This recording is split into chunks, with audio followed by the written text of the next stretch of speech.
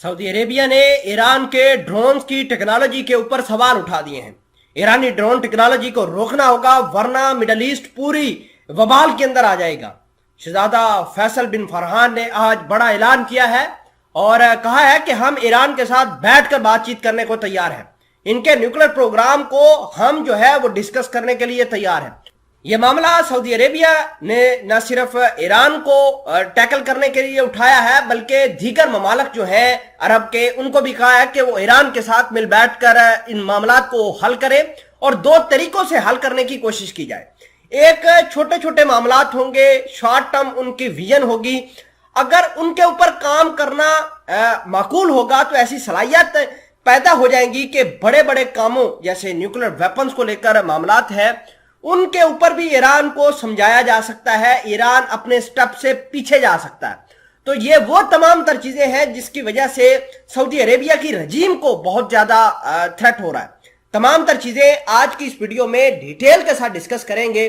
छोटी सी गुजारिश है कि आप हमारा यूट्यूब चैनल हसनात टीवी को सब्सक्राइब करके पास मौजूद घंटी के निशान को दबाना होगा ताकि लेटेस्ट न्यूज आप तक बर वक्त पहुंचती रहे। ईरानी ड्रोन टेक्नोलॉजी के बढ़ते हुए खतरात को रोकना जरूरी है। शहजादा फैसल बिन फरहान ने ऐलान किया है और कहा है कि सऊदी सरजमीन पर 94% जो अटैक्स होते हैं वो ईरानी ड्रोन से होते हैं और हम कोशिश ये करते हैं कि ईरान के जो ड्रोन आते हैं उनको रोक सके।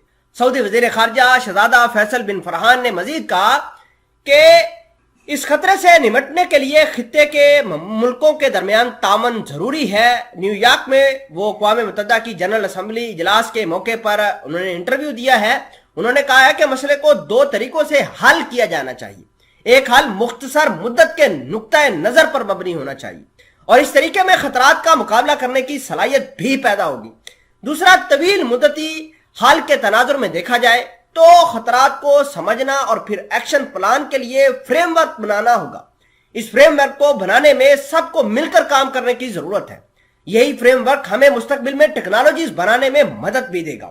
इस तरह नई टेक्नोलॉजी के जरिए से हम खुद को और अपने शराकतदारों को उन ड्रोन हमलों से बचा पाएंगे। उन्होंने मजीद कहा कि ईरान मुसलसल हौसियों को ड्रोन फराहम कर रहा है। सऊदी अरेबिया ने अपने इंतजामात के जरिए लगभग 94% ड्रोन जो कि ईरान ने हौसी बागियों को दिए थे उनके हमलों को पसपा किया है।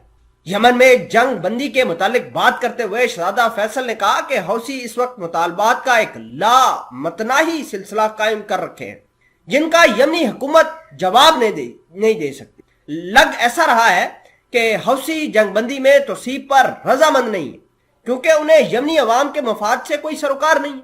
ये शहजादा फैसल बिन फरहान थे और उन्होंने दीगर अरब ममालिक को भी कहा कि वो ईरान के साथ मिल बैठकर काम करना चाहिए।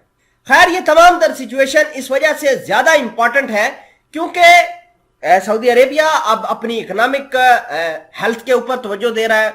वो दुनिया का एक इकोनॉमिक हब बनना चाहता है और अगर ऐसे में ड्रोन अटैक्स होते रहे तो सऊदी अरेबिया की इकोनॉमिक स्ट्रेंथ के ऊपर, सऊदी अरेबिया की पॉलिटिकल स्ट्रेंथ के ऊपर और जो ओवरऑल हेजमनी है उसके ऊपर बहुत बड़ा फर्क नजर आएगा।